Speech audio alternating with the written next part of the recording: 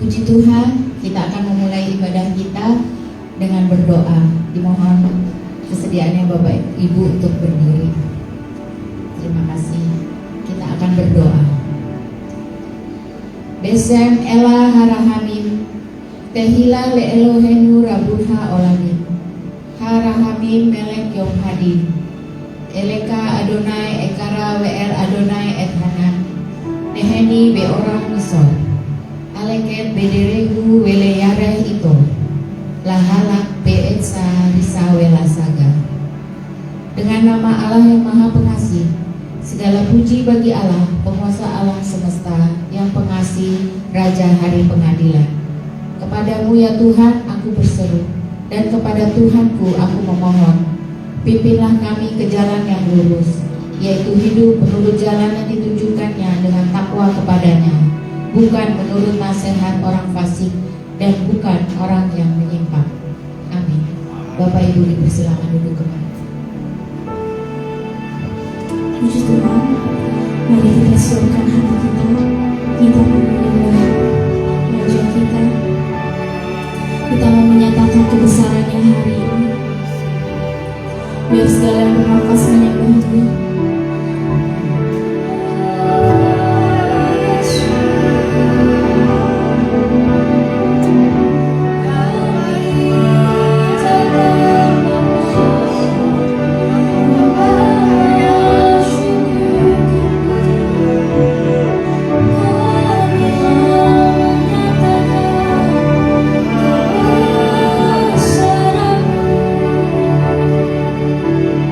Thank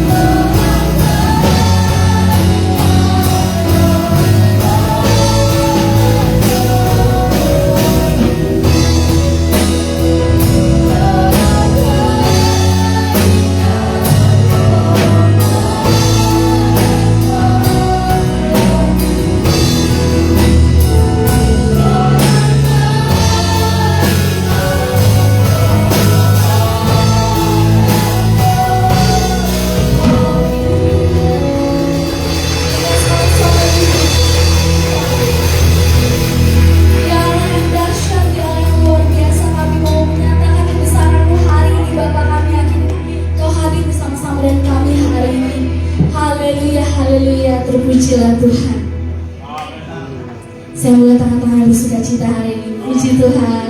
Allah kita dahsyat, amin. Kita mau bersorak haleluya untuk Tuhan kita, amin. Haleluya. Berikan sorak kita untuk Tuhan kita. Semoga Yesus kuatkan hidup kita, amin.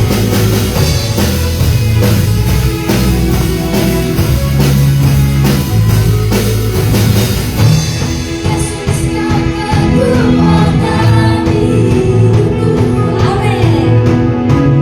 Takkan bertahan ragu.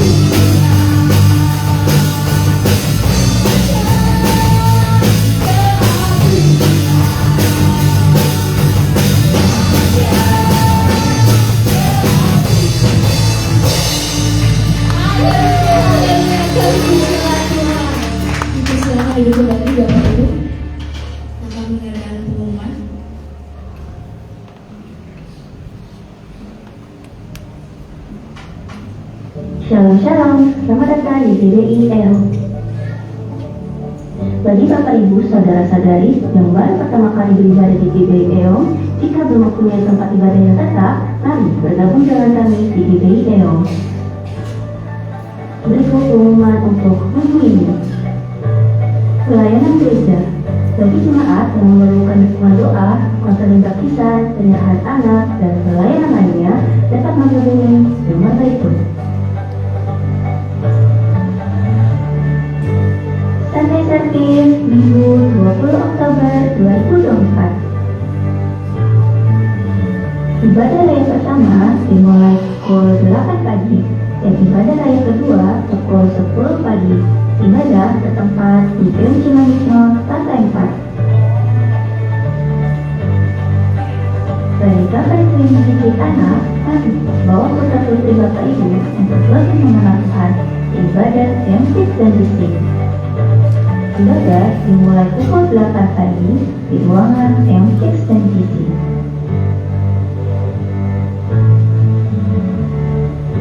Jemaat EO, mari bergabung dalam Community of Love atau KUL. Berikut adalah nama-nama KUL, lokasi, dan gembala KUL. Bapak Ibu dapat bergabung dengan KUL terdekat dari tempat tinggal Bapak Ibu.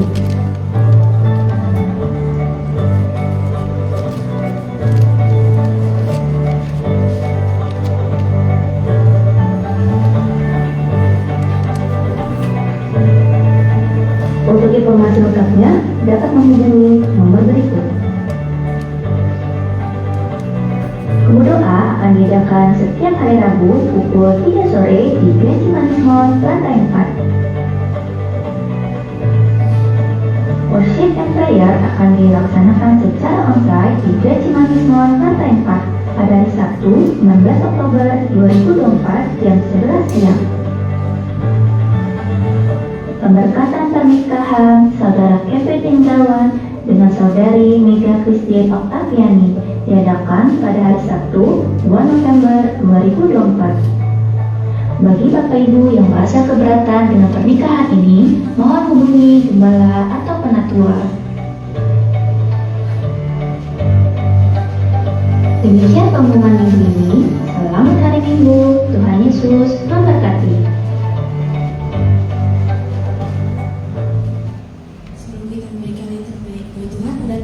Pengumuman tambahan, ibadah Natal GBI Epicenter of Mercy akan dilaksanakan pada hari Minggu 15 Desember 2024 pukul 4 sore di Grand Cimanggis Mall, lantai 4.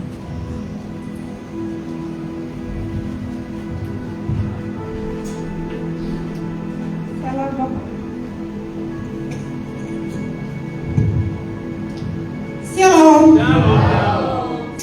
Pada minggu kedua kita akan menabur untuk persembahan diakonia. Sebelum menabur mari kita bersatu dalam doa. Haleluya Yesus, haleluya.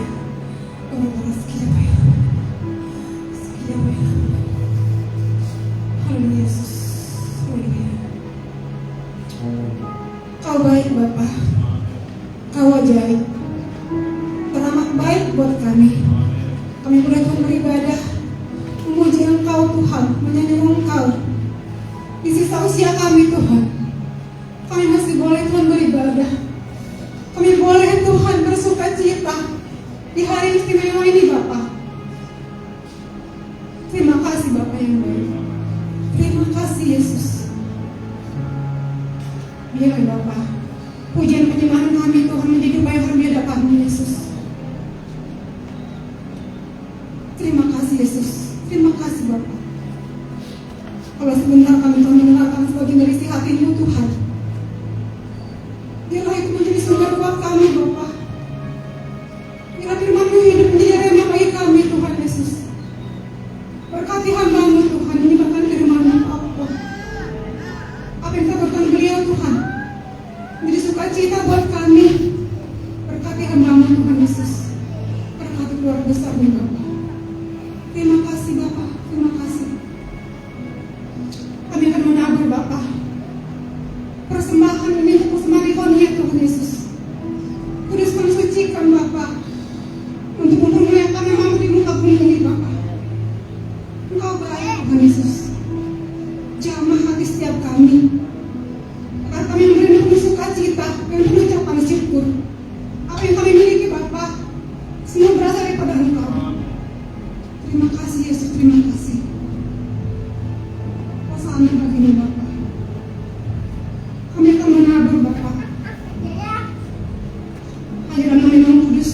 haleluya, haleluya. Amin. Selamat menabur dan disyukurkan.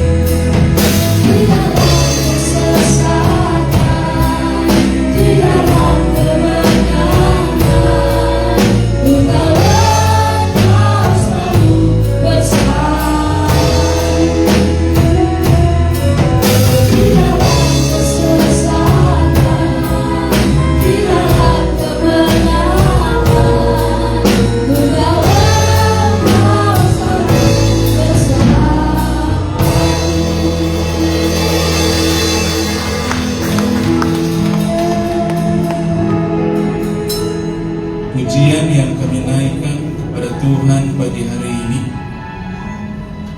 biarlah itu yang mendasari kecintaan kami kepada Tuhan. Di dalam kesesakan, di dalam kemenangan, kami tahu Tuhan bersama dengan kami. Kalau saat ini Tuhan izinkan kami duduk diam, kami sediakan telinga seorang murid dan hati seorang hamba, supaya ketika Tuhan berbicara, apa yang Tuhan sampaikan boleh kami mengerti dengan baik, boleh kami simpan dengan baik, dan boleh kami lakukan dengan baik, supaya di sisa hidup kami Kami boleh menyenangkan hati Tuhan. Sebab untuk itulah kami ada, menyenangkan hati Tuhan. Sekali lagi ya Tuhan, biarlah waktu yang sedikit boleh berguna, boleh bermanfaat bagi umat-Mu, bagi hamba-Mu, supaya kami berbuah, tidak hanya berbuah, berakar, bertumbuh dan berbuah, bahkan berbuah lebat. Dan buah yang kami hasilkan dinikmati oleh orang lain. Nama Tuhan yang dipermuliakan. Kami siapkan tubuh, jiwa dan roh kami. Berbicaralah Tuhan. Amin. Amin.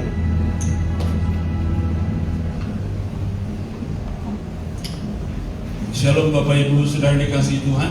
Shalom. Hari ini temanya obedience atau kepatuhan. Kalau saya bawa laptop naik mimbar, itu ada yang keberatan. Siapa yang keberatan? Anak saya. Bapak jangan bawa laptop dong ke mimbar. Dia malu kalau bapaknya bawa laptop kegedean, sementara hamba Tuhan yang lain kan bawa iPad, bawa notebook kecil-kecil gitu ya. Saya nggak bisa bawa yang kecil-kecil, mata saya nggak bisa mendukung gitu. Padahal laptop saya juga mahal gitu ya. Tapi dia paling marah sama saya. Dan bawa laptop malu-maluin. Bapak Ibu yang dikasihi Tuhan, sekarang saya sebagai pribadi dalam tanda petik tidak peduli apa kata orang. Sekali lagi saya sebagai pribadi tidak peduli apa kata orang. Saya akui saya bertransformasi, saya berubah dari waktu ke waktu. Kalau dulu suara orang itu sering saya benarin, sampai akhirnya stres sendiri. Ya, karena saya orangnya cenderung perfeksionis. Saya ingin dilihat orang itu sempurna sebagai satu pribadi. Tetapi ternyata lelah sendiri. Lama-kelamaan saya belajar, tidak ada gunanya mendengarkan apa kata orang, dalam tanda petik ya. Karena seringkali kata orang juga perlu juga kita dengerin dong. Tapi jangan hidup kita dikendalikan apa kata orang, kan gitu ya. Sampai saat ini titik itu sudah saya lewati. Jadi kadang-kadang kalau saya ke mall gitu ya, kalau Tuhan izinkan saya ke mall jalan-jalan dengan istri, saya suka malu sendiri. Saya pakai sandal, walaupun bukan sandal jepit, pakai kaos, pakai jeans. Istri saya tuh rapi, pakai sepatu gitu kan. Karena istri saya bilang, kan kita naik motor, kalau naik motor kakiku hitam gitu. Saya kaki saya hitam, tangan saya hitam, muka saya hitam, nggak peduli. Ya mungkin karena dia perempuan ya. Jadi kadang-kadang suka kasihan sama istri. Ini istrinya cantik-cantik. Bapak Ibu lihat ya, istri saya makin cantik. Makin cantik ya. Tuh dia giniin saya. Ya tapi sejujurnya kadang-kadang saya juga merasa kasihan juga ya, punya istri tapi suaminya jalan ke mall bareng, suaminya tidak seimbang gitu ya, secara penampilan tidak seimbang gitu. Tapi buat saya nggak perlu juga dengar semua kata-kata itu. Bagi saya sebagai pribadi, kalau saya sudah menjalankan tanggung jawab saya, itu sudah lebih dari cukup. Apa kata orang, urusan nanti lah. Dia juga tidak kasih makan saya, dia juga tidak kasih pekerjaan saya kok. Kalau saya sedih orang itu juga tidak tahu, kalau saya senang orang itu juga tidak tahu. Jadi buat apa saya mesti perhatikan semua kata-kata orang? Sampai detik ini saya pada titik saya tidak terlalu pusing dengan apa kata orang. Jadi kalau kata anak saya, Papa jangan bawa itu, saya nggak peduli apa kata anak saya. Ya kan? Satu kali ada salah seorang keluarga kami, dia berbicara ke istri saya, dia bilang, aku mau seperti kau gitu. Kenapa? Karena orang ini seumuran, saudara kami ini seumuran. Jadi dia masih bekerja, dia suami dan istri itu bekerja, sementara istri saya itu sejak anak kami lahir dia sudah tidak bekerja. Dia ingin merawat anak kami satu-satunya. Jadi dia bilang, aku dalam tanda petik aku ingin seperti kamu gitu. Aku sudah tua, kok masih kerja? Gitu. Begitulah menurut pendapatnya. Tapi saudara saya ini tidak tahu bahwa istri saya itu mengalami perjalanan bersama suami yang 11 tahun tidak kerja. Dia tidak tahu. Dia tidak tahu bagaimana kami hanya berharap sedikit saja, asal ada beras sudah cukup lah. Saya tidak katakan itu dalam posisi yang dalam tanda kutip menyenangkan telinga Bapak Ibu untuk tidak. Kan titik itu kami lalui. Asal ada beras cukup lah. Saya ingin katakan kepada bapak-bapak di sini ya. Saya ingin katakan kepada bapak-bapak di sini. Ini bapak-bapaknya sedikit, ibu-ibunya sedikit. Tapi saya ingin survei dulu. Ingin survei bapak-bapak ini tahu nggak sih apa yang difirmankan Tuhan tentang suami Anda, tentang istri Anda. Jadi saya panggil Bung Dominus. Ini bukan konseling pernikahan ya, enggak sama sekali. Tapi saya ingin kita tidak salah dalam memposisikan diri sebagai seorang suami. Bung Dominus istrinya yang mana ya? Lagi di luar, ya. Sayang istrinya lagi di luar ya. Bung Dominus sayang nggak sama istri? Sangat sayang katanya ya. Bung Dominus pernah nggak marah sama istri? Sering marah juga. Kata Bung Dominus dia sayang sama istri, sangat sayang bahkan, tapi dia juga sering marah juga sama istri. Kira-kira kalau sayang tapi marah juga boleh nggak? Bapak-bapak kenceng banget ngomongnya boleh. Ini bukan mau memberi legitimasi untuk marah dengan istri, enggak. Tapi saya kan hanya tanya, marah juga ya? Sayang itu boleh marah ya? Boleh. Sekarang coba lihat Amsal 18 ayat 22. Kemarin beberapa minggu yang lalu, saya diminta Pak Gembala untuk melakukan konseling sama si Kevin dan Mega. Amsal 18 ayat 22. Bapak-bapak dengar firman Tuhan ini. Ini firman Tuhan. Dan kalau firman Tuhan itu tidak boleh main-main. Firman Tuhan berkata demikian. Siapa mendapat istri, mendapat sesuatu yang baik, dan ia dikenan Tuhan. Bung Dominus baca deh. Firman Tuhan, siapa mendapat istri, mendapat sesuatu yang baik, dan ia dikenal Tuhan. Ianya huruf besar, huruf kecil? Huruf kecil ya. Berarti ianya siapa? Kita ya, yang punya istri ya. Saya punya istri, Bung Dominus punya istri ya. Angkat yang punya istri, angkat tangan yang punya istri, angkat tangan. Cuma berapa? Hah? 1, 2, 3, cuma 4, 5, sebanyak ini cuma 5 yang punya istri. Puji Tuhan ya. Saya katakan gini Bapak Ibu sekalian ya. Ayat ini bagi saya powerful sekali. Jadi firman Tuhan katakan siapa mendapat istri mendapat sesuatu yang baik dan ia dikenan Tuhan. Bung Dominus silakan. Terima kasih. Jadi bagi bapak-bapak yang mendapat istri, sadarilah bahwa engkau mendapat sesuatu yang baik dari Tuhan. Amin. Jadi kalau Tuhan memberikan kepadamu yang baik lalu tidak kau jaga istrimu, marah nggak Tuhan? Marah nggak? Terutama ibu-ibu bicara yang keras boleh sih. Kalau suami tidak menjaga istri, maka marah nggak Tuhan? Marah. Kenapa? Karena aku memberikan kepadamu yang baik, tapi tidak engkau jaga. Betul tidak? Ini saya suami sedikit yang datang cuma 5 orang, tapi tidak apa-apa. Karena hari ini 5 orang itulah yang ingin mendengar suara Tuhan dengan baik. Amen. Jadi kepadamu ingat dengan baik bahwa ketika kepadamu Tuhan berikan seorang istri, ia memberikan yang baik kepadamu. Jadi jangan sekali-kali engkau berlaku kasar terhadap istri. Jangan sekali-sekali. Kalau engkau berlaku kasar kepada istrimu, maka yang marah tidak hanya istrimu, tetapi Tuhan akan marah padamu. Kalau Tuhan marah padamu, kita mau kemana? Amin. Jadi ayat ini saya sampaikan setiap konseling. Hari ini memang bukan konseling pernikahan, Tetapi saya ingin bapak-bapak yang hadir yang diberkati Tuhan dengan istri, mari sadari bahwa engkau mendapat yang baik dari Tuhan. Dan kalau engkau mendapat yang baik, ada kalimat berikutnya, ia dikenal Tuhan. Kalau saya dikenal Bapak Gembala saja untuk menyampaikan firman, itu satu kehormatan. Manusia memperkenankan saya, itu satu kehormatan. Tetapi kalau Tuhan memperkenankan saudara dan saya, lebih dari satu kehormatan.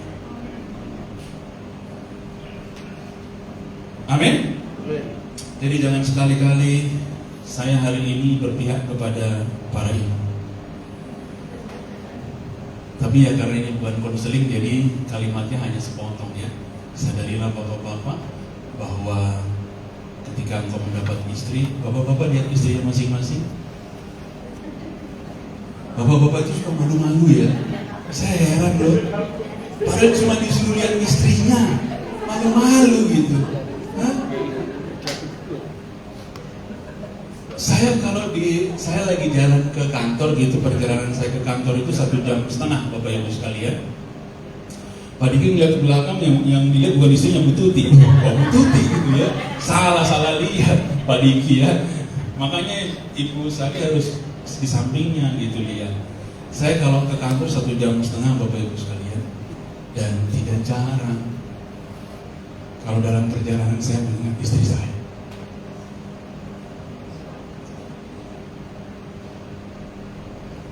Sesuatu yang sungguh tidak bisa saya bayangkan. Kalau masa susah dia dampingin saya, kalau masa senang dia mendampingi saya. Kami menikah sudah seumur anak kami, berarti 25 tahun. Istri saya takut saya salah, jadi dia jauh-jauh 25. Karena saya sering lupa berapa tahun kami menikah. Karena sudah lama kan, terakhir dia bilang 25, terima kasih istri. 25 tahun kami sudah menikah. Dan tidak jarang kalau malam saya suka pegang mukanya. Inilah pribadi yang mendampingi seumur hidup saya. Kekasih jiwaku, kekasih hatiku. Saya menceritakan, menyaksikan ini agar suami-suami yang hadir, tidak hanya yang hadir, yang bisa nanti melihat secara online, boleh melakukan yang terbaik buat istri saudara masing-masing. Jangan istri orangmu, istri saudara masing-masing, karena saudara mendapat yang baik dari Tuhan. Hari ini kita belajar apa kata obedience, kepatuhan, bahasa Inggris obedience. Obedience itu bahasa Inggris berasal dari kata obedientia, dari bahasa Latin. Jadi kata obedience diserap dari bahasa Latin obedientia. Obedientia sendiri itu asalnya dari obedire. Obedire ada dua kata, ob itu menuju dan odire itu mendengar. Menuju, mendengar. Berarti kalau kita sederhanakan, Bapak Ibu gampang menerjemahkannya. Obedience artinya mendengar lalu mengindahkan. Amin. Jadi sederhana. Kenapa asal usul kata ini perlu? Saya ingin kasih tahu. Kalau kita memahami asal usul kata itu, maka kita pintar memaknai kata itu. Kita pintar mengerti kata itu. Jadi tidak hanya obedience itu apa? Ya pokoknya taat aja deh gitu. Kan sering orang begitu ya, patuh aja deh. Enggak. Berarti obedience dari asal usul kata adalah ob menuju, odie mendengar. Artinya apa? Mendengar lalu mengindahkan. Kalau saya tanya televisi itu artinya apa? Oh, televisi itu kan buat nonton Pak, gitu ya? Kan orang sering gitu kan, menyederhanakan arti televisi itu. Masa Bapak nggak tahu sih yang buat nonton itu loh televisi? Kalau ada di rumah-rumah, ada yang kecil, ada yang besar gitu Pak. Televisi itu tele jauh, visi penglihatan, untuk melihat dari jauh. Kalau kita tahu, kita bisa mengajarkan orang. Kalau komputer itu apa sih? Komputer Pak yang untuk ngetik-ngetik kan gitu ya. Padahal artinya apa? Komputer dari to compute, menghitung, lalu menjadi mengelola data. Semua asal usul kata perlu dipelajari supaya kita bisa memaknai kata itu secara benar. Jadi kalau sekarang kepada Bapak Ibu sekalian ditanya, Bapak Ibu tahu apa kata arti obedience? Tahu Pak, mendengar dan menuju. Mendengar lalu mengindahkan, itu baru obedience, itu baru Pak. Jadi kalau hanya mendengar tapi tidak mengindahkan, kira-kira obey nggak? Tidak. Jadi kepada saudara dan saya, kalau saudara mendengar saya berbicara, firman Tuhan saya sampaikan, lalu keluar dari ruangan ini, saudara tidak melakukan apa yang telah saudara dengar, kira-kira obey nggak? Tidak. Karena persyaratan obedience ada dua. Satu mendengar, dua dan mengindahkan. Dengar lalu lakukan. Barang siapa hanya mendengar tidak melakukan, Anda tidak termasuk orang yang taat. Anda tidak termasuk orang yang patuh. Lalu bagaimana caranya supaya kita semua yang hadir ini boleh melakukan itu secara patuh? Pertama, mari kita ingat cerita Daud. Bagaimana Daud, ia dikenang Tuhan. Daud sebagai pribadi hamba Tuhan yang dikenang Tuhan. Dan pemazmur mengatakan, Daud mencari Tuhan dengan sungguh-sungguh. Dia mencari Tuhan dengan sungguh-sungguh, maka dia menjadi orang yang berkenan kepada Tuhan. Pertanyaannya, kalau dia mencari Tuhan tidak dengan segenap hatinya, kira-kira Tuhan senang gak dengan dia? Pasti tidak senang. Apa yang disuruh Tuhan Daud lakukan? Seberapa jauh sih Tuhan yang disembah Daud? Saya ingat ada satu pujian yang luar biasa. Pujian itu berkata demikian, yang membelah laut, yang teduhkan badai. Betul? Itulah Tuhan yang disembah Daud. Jadi siapapun saudara dan saya yang hari ini datang untuk memuji dan menyembah Tuhan, obeylah saudara, taatlah saudara. Karena apa? Karena Tuhan yang kau sembah, dialah Tuhan yang membelah laut. Dia tahu kepada siapa Daud berserah. Dia tahu kepada siapa Daud mengandalkan hidupnya.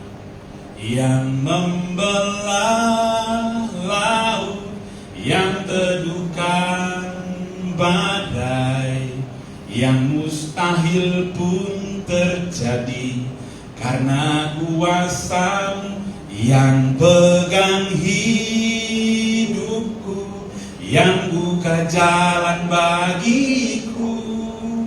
Kau pembuat mujizat sejati. Amin. Loh, kalau saudara tahu bahwa yang saudara ikuti, yang saudara sembah, yang hari ini saudara meluangkan waktu untuk datang ke rumah Tuhan, dia adalah pribadi yang membelah laut, yang memegang hidup saudara. Kenapa saudara tidak ikut Tuhan dengan sungguh-sungguh? Kan begitu pertanyaannya kan?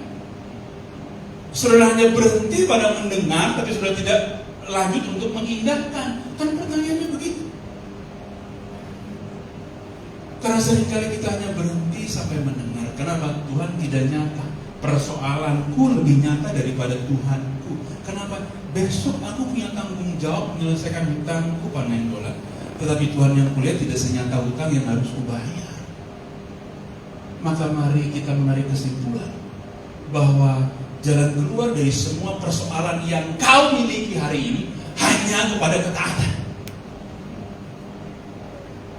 Betul tidak? Seringkali saudara mencari persoalan dalam hidup ini dengan cara bagaimana? Berteori, menganalisa perjalanan hidupmu, sehingga kau lelah setelah kau belajar mempelajari apa sih yang sedang terjadi dalam hidupku. Kenapa aku begini? Kenapa aku begitu? Saudara lupa bahwa jalan keluar dari semua persoalan hidupmu yang diizinkan Tuhan hanya satu, ketaatan. Nggak ada yang lain. Tidak ada yang lain. Sekali lagi saya ingin memberikan penekanan kepada Bapak Ibu sekalian. Jalan keluar dari persoalan yang saat ini Tuhan izinkan kau hadapi hanya ketaatan. Tidak ada yang lain. Makanya Daud apapun persoalan dihadapi, dia tetap kuat. Dia dikejar-kejar Saul, ada kesempatan yang Tuhan izinkan dia membunuh Saul. Orang yang ingin membunuhnya, dia tidak membunuhnya. Karena apa? Karena dia tahu ini orang yang diurapi Tuhan.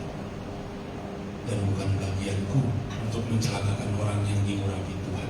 Betul-betul pujian itu berkuasa buat kamu. Yang membelah laut, yang teduhkan badai. Oh, kalau Bapak Ibu pahami lagu itu itu dengan baik. Persoalan hidup kamu tidak akan pernah bisa mengalahkan kebesaran Tuhan. Amin. Dan kalau orang tidak taat kepada Tuhan, dia tidak akan pernah taat kepada manusia.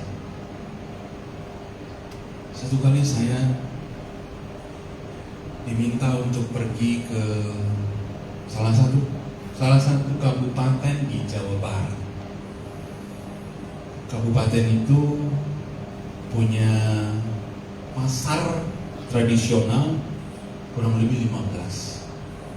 Jadi saya ditugaskan untuk memeriksa salah satu pasar. Pasar yang sangat besar dengan 1040 pedagang. Pasar itu besar sekali. Saya tidak pernah minta untuk bisa ditugaskan. Tidak pernah. Kenapa?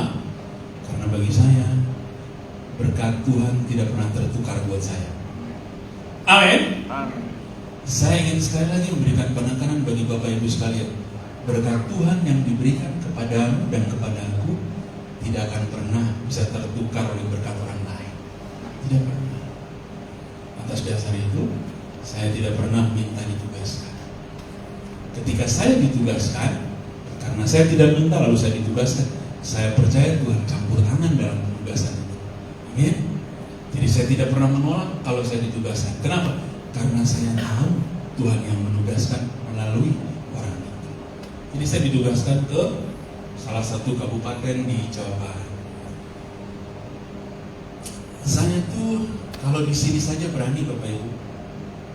Kalau di luar nggak berani. Kalau di sini berani karena saya kenal semua ya. Tapi seperti yang saya saksikan di awal, saya sudah makin masa bodoh dengan kata orang. Tiba-tiba dari kabupaten itu melakukan seremonial yang tidak pernah saya bayangkan sebelumnya. Apa itu seremonialnya? Saya disiapkan panggung seperti ini. Ini kabupaten Bapak Ibu, yang hadir itu siapa? Kepala dinas, bupati seharusnya mau hadir. Kepala dinas itu dari kepolisian, dari Koramil, dari Damkar, dari hampir semua pejabat di daerah itu datang. Saya nggak pernah ngomong di depan pejabat, karena saya takut kalau saya ngomong tuh sering salah. Nanti saya bilang shalom gitu kan? Itu bukan acara gereja gitu ya. Kalau saya bilang shalom kan berabe kan? Itu bukan urusan gereja gitu. Oke. Tapi sekali lagi begitu dibilang, Pak, nanti ada sambutan, ada seremonial sambutan. Dak-dikduk hanya sebentar. Karena bagi saya kalau memang harus kata sambutan, Tuhan yang suruh, kan gitu ya. Kalau Tuhan yang suruh, Tuhan mampukan saya tenang aja, saya jalani. Sampai kepala dinasnya memberi kata sambutan, saya pikir banyak, karena banyak pejabat dong. Saya pikir banyak yang memberi kata sambutan. Lalu kepala dinasnya duduk di sebelah saya, MC-nya dibilang gini, udah ini aja Bapak ini aja, ditunjuk saya gitu. Tunjuk saya. Wah, ini cari gara-gara nih. Saya belum siap, udah disuruh saya. Betul. Karena MC yang suruh kepala dinas kan dia harus hormat ya, kepala dinas itu mewakili bupati ya, karena disuruh. Akhirnya saya naik ke atas mimbar. Saya bilang gini, begitu saya dikasih kesempatan, saya bilang Assalamualaikum warahmatullahi wabarakatuh. Bapak Ibu jangan ketawa, saya kan sudah lancar kan mengucapkan itu kan, ya karena sudah terbiasa gitu kan. Dan buat saya pada awalnya memang berat. Kenapa? Karena saya tidak terbiasa, bukan? Saya terbiasa dengan shalom gitu. Tapi ya Tuhan tempatkan saya di situ, ya saya ikuti apa maksud Tuhan gitu, apa rencana Tuhan. Saya bilang begini, saya hadir di pasar ini tidak untuk mencari kesalahan, tapi saya hanya memotret ketidaksesuaian yang terjadi di pasar ini. Kalau kalimat itu saya ucapkan, itu sangat lembut di telinga Bapak Ibu sekalian. Saya tidak mencari kesalahan, tapi saya memotret ketidaksesuaian.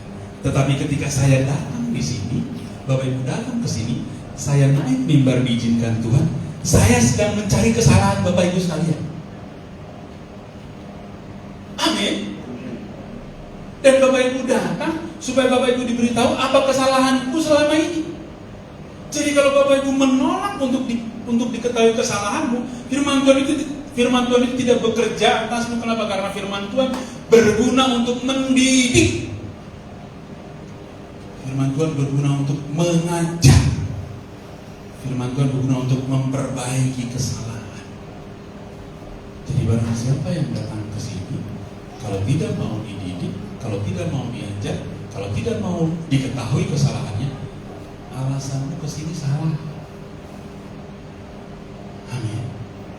Jadi kalau kau datang ke sini, sadarilah bahwa aku mau dididik Tuhan, aku mau diajar Tuhan, aku mau disingkapkan kesalahanku supaya di sisa hidupku aku bisa menjadi pribadi yang benar di mata Tuhan. Kan begitu ya? Itu salah satu cara. Pada saat Bapak Ibu mau mematuhi apa yang Bapak Ibu dengar, maka milikilah integritas, kesungguhan hati. Salah satu kualitas hati yang harus dimiliki oleh orang percaya adalah integritas, kejujuran, kedalaman. Orang boleh tahu saya di atas mimbar seperti itu, tetapi orang juga harus tahu bagaimana saya di luar gereja. Amin. Orang harus tahu bagaimana saya di rumah. Apa yang Bapak Ibu lihat saya di gereja harus sama dengan apa yang Bapak Ibu lihat di rumah. Harus sama seperti apa yang Bapak Ibu lihat di kantor. Harus sama. Jangan punya kepribadian ganda Bapak Ibu. Di gereja kudus dan tulus, tetapi di luar kudus dan bulus. Amin.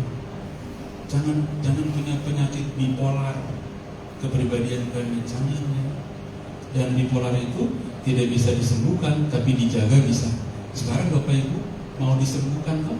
Jadi kalau mau disembuhkan, mendengar lalu mengindahkan. Obedience, mendengar lalu mengindahkan. Yang kedua, selain melalui hati yang punya integritas, kalau Bapak Ibu patuh, maka caranya miliki kerendahan hati. Dari siapa kita belajar? Dari Naaman. Naaman adalah perwira yang luar biasa. Kemenangan demi kemenangan Tuhan anugerahkan kepada Naaman. Dia jenderal perang yang luar biasa. Tetapi Alkitab mencatat dia kena kusta. Naaman bukan orang percaya, dia tidak kenal Tuhan. Lalu satu kali ada seorang pelayan Tuhan, gadis muda Israel yang pelayan di rumah Naaman yang menasihati istrinya. Ada di Israel itu seorang nabi Allah yang bisa menyembuhkan. Lalu Naaman pergi, dan ketika bertemu dengan Nabi Elia, Naaman dinasehati, berendamlah 7 kali di sungai Yordan. Kalau Bapak Ibu mendengar cerita seperti itu, kesaksian seperti itu, riwayat seperti itu, sudah sakit kusta, yang paling enak apa? Dalam nama Yesus penyakit kusta sembuh, gitu ya. Bapak Ibu jangan cari solusi sendiri kalau ada masalah. Seringkali kita cari solusi sendiri kalau ada masalah, bukan? Betul nggak? Akhirnya kita temui bukan solusi, tapi persoalan yang terus semakin bertambah. Kenapa? Karena kita berusaha mencari solusi. Padahal solusi yang diberikan Tuhan kepada Naaman melalui pelayannya adalah melalui Nabi Elia yang ditunjuk oleh pelayannya. Pergi ke sungai Yordan, lalu benamkan dirimu 7 kali, maka engkau akan sembuh. Naaman menggerutu, firman Tuhan katakan begitu. Naaman itu menggerutu, Naaman itu kecewa, sama seperti kita. Kalau kita menghadapi persoalan dan Tuhan tidak jawab segera, Tuhan jawab tapi tidak sesuai dengan apa yang kita inginkan, maka kita kecewa, bukan? Kalau kau mau lihat dirimu sendiri, lihatlah Naaman. Gak usah lihat orang lain, lihatlah Naaman. Begitulah dirimu sama dengan Naaman. Kepadamu diberikan persoalan dan jalan keluar, tapi kau memilih cara yang lain. Kalau Naaman membenamkan 6 kali sembuh tidak? Tidak. Kenapa? Kan disuruh 7 kali, bukan? Tetapi pada akhirnya seorang jenderal panglima besar yang tidak pernah hidup rendah hati, mau tidak mau, kalau dia mau menerima mujizat, caranya apa? Mendengar lalu mengindahkan. 7 kali dia benamkan dirinya, lalu dia sembuh, pulihnya seperti bayi. Kenapa? Dia mendengarkan lalu mengindahkan. Sekali lagi saya ingin kita menggarisbawahi sama-sama bahwa jalan keluar dari setiap persoalan hidup saudara dan saya adalah ketaatan, dan tidak ada yang lain. Ketika engkau membuka berkat pintu surga, kuncinya apa? Ketaatan, tidak ada yang lain. Amin. Lalu dengan cara bagaimana supaya kita bisa melakukan, mendengar dan mengindahkan? Kalau sudah ikut Tuhan, lakukan dengan sungguh-sungguh. Seperti Petrus, ketika ada yang menarik dari cerita Petrus di dalam Lukas 5 ayat yang kedua dan seterusnya. Pada saat Tuhan ada di tepi danau Genesaret, Tuhan menyampaikan firman-Nya. Dan ketika itu ada Petrus di situ, karena ada orang banyak. Lalu karena dilihat ada orang banyak, Tuhan naik ke perahu yang kosong. Dan perahu itu secara pasti punya Petrus. Ketika mendengar Tuhan berbicara, Petrus mengizinkan Tuhan naik ke perahu. Kalau Bapak Ibu sudah mendengar suara Tuhan, izinkan Tuhan ada dalam hidupmu. Amin. Jangan cuma berhenti pada mendengarkan firman Tuhan, tapi engkau tidak mengizinkan Tuhan hidup dan tinggal dalam hidupmu. Itulah yang dilakukan Petrus. Dia mendengar Tuhan berbicara, lalu dia mengizinkan Tuhan untuk naik ke perahunya yang adalah hidupnya. Ketika Petrus sudah mendengar dan mengizinkan, lalu apa yang terjadi? Lemparkan jalamu. Semalam-malaman aku tidak dapat ikan loh Tuhan. Betul? Tapi ketika dia mendengar dan mengindahkan apa yang Tuhan katakan, jala itu ditebar, ada enggak ikan yang banyak diterima? Banyak. Kenapa? Setiap engkau taat ada berkat dalam hidup. Amin. Yang Petrus alami, Bapak Ibu bisa alami. Kalau engkau mendengar dan mengizinkan Tuhan masuk dalam hidup, maka engkau akan menerima berkat dari Tuhan. Obedience Tuhan adalah kunci dari semua persoalan hidup.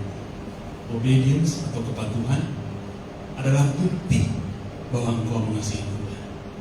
Di luar itu, Bapak Ibu tidak bisa buktikan. Jadi dalam 3 hal ini Bapak Ibu dan saya, mari kita belajar miliki integritas seperti Daud, mencari Tuhan dengan segenap hati. Jangan setengah-setengah. Tuhan tidak ingin yang setengah-setengah.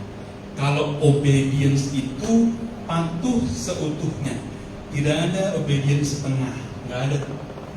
Kalau setengah namanya tidak obedience, namanya tidak taat, berarti memberontak.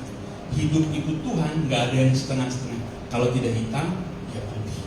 Dan itu bukan persoalan yang ringan buat orang percaya. Betul, apalagi orang yang bekerja. Bukan persoalan yang ringan untuk hidup hitam atau putih. Bukan persoalan ringan. Tetapi bagi saya, sekali lagi, bagi saya, kalau saya biasa melatih hidup saya untuk hitam atau putih, maka tidak menjadi soal saya dalam keputusan. Percaya nggak? Kalau engkau melatih dirimu untuk selalu hitam atau putih, maka satu saat engkau diperhadapkan pada keputusan hitam atau putih, tidak akan susah. Kenapa? Karena kita terbiasa untuk melatih diri dalam hidup hitam atau putih. Tapi kalau engkau melatih dirimu hitam putih saya abu-abu, keputusan itu akan sulit engkau lakukan. Percaya. Dan saya mengalami konsekuensi yang berat. Saya tidak mau melakukan sesuatu yang tidak sesuai dengan iman saya. Berat hukumannya. Iya, sampai Tuhan izinkan saya lama tidak bekerja. Tetapi ketika saya lama tidak bekerja, adakah Bapak Ibu menjumpai saya meminta-minta? Tidak ada. Amin. Tapi kalau Bapak Ibu susah, sulit, katakan bertahun-tahun tidak kerja, lalu kau mencari solusimu sendiri, kau akan semakin susah. Tetapi dalam penantianmu akan pertolongan Tuhan, engkau mendengar dan mengindahkan, maka Tuhan pasti memberkati.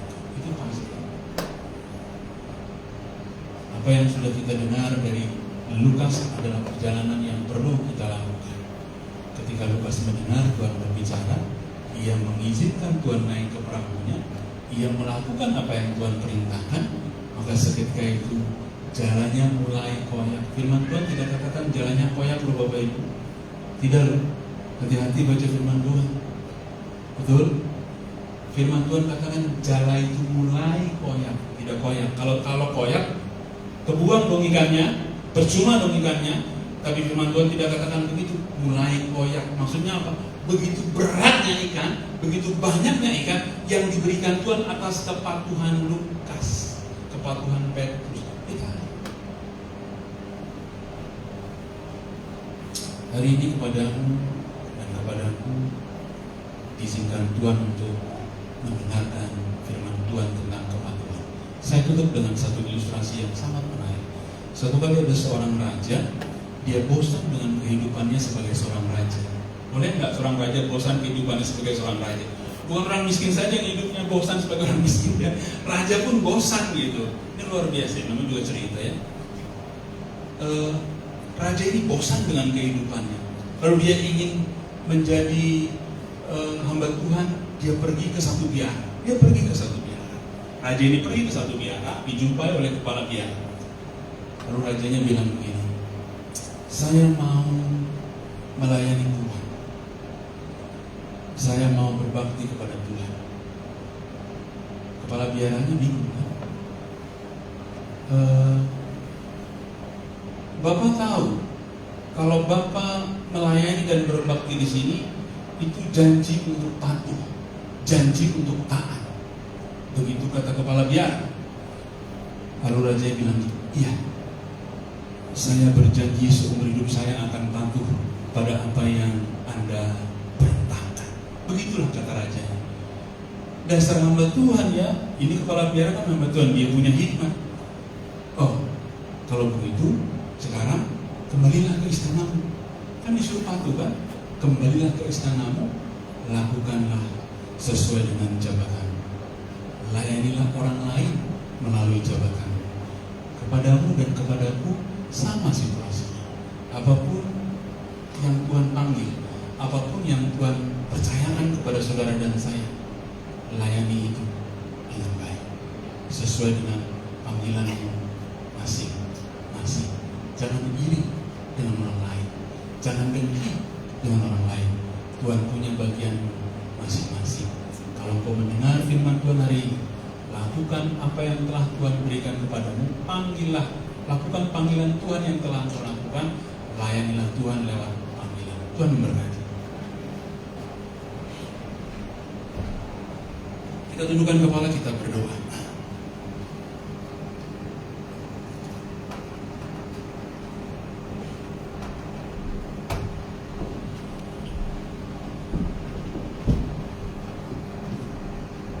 Kami minta ampun kepada Tuhan.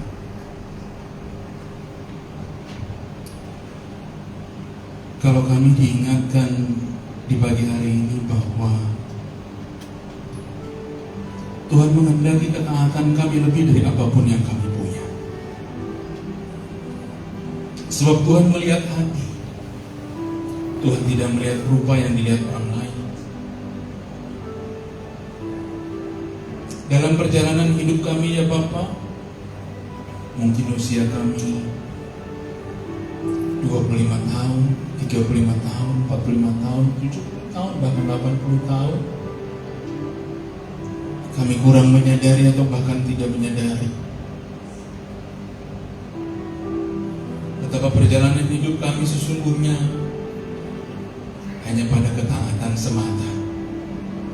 Itulah yang Tuhan kehendaki dan bukan yang lain. Hari ini kami sudah diingatkan oleh firman Tuhan bagaimana Daud mencari Tuhan dengan segenap hati, memiliki integritas. Bagaimana Naaman mempunyai kerendahan hati, bagaimana Petrus menerima berkat dari ketaatannya. Iya Bapa, tolong kami supaya seberat apapun situasi yang Tuhan izinkan untuk kami hadapi, saat ini kami mengerti Tuhan hanya butuh ketaatan kami, Tuhan hanya butuh kepatuhan kami. Karena dalam kepatuhan, dalam ketaatan, Tuhan menyediakan berkat bagi kami. Terima kasih ya Bapa. Ampuni segala dosa, pelanggaran, pemberontakan kami kepada Tuhan. Kami mencari jalan sendiri, kami mencari jalan keluar sendiri. Padahal sesungguhnya jalan itu ada pada ketaatan. Biar firman apa yang kami dengar boleh tersimpan dalam hati kami. Firman itu yang memimpin kami, dan Tuhan berkenan atas kami. Terima kasih Bapa, terpujilah Bapa dari kekal sampai kekal. Amin. Terima kasih untuk hambanya Pak Okto atas firman yang luar biasa menguatkan kami semua. Kita akan berikan persembahan kita yang kedua. Saya berikan waktu Bapak Ibu untuk menyiapkan persembahannya.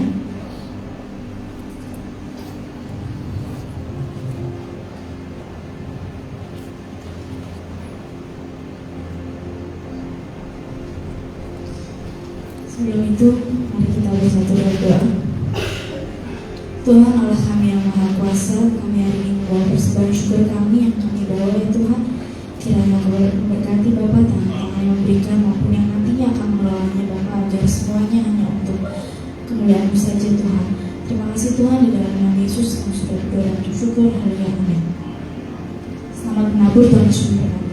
Sebab Kau besar, perbuatan-Mu ajaib, tiada seperti Engkau, tiada seperti Engkau. Sebab Kau besar, perbuatan-Mu ajaib, tiada seperti Engkau, tiada seperti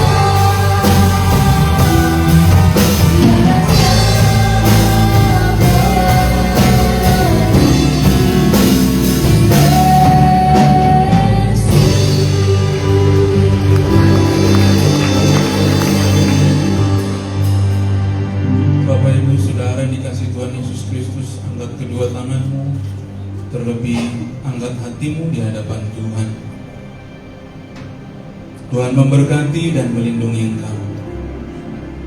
Tuhan menghadapkan wajahnya kepadamu dan memberi engkau damai sejahtera. Tuhan menyinari wajahnya kepadamu dan memberi engkau kasih karunia. Pulanglah, lakukanlah panggilanmu dengan penuh ketaatan.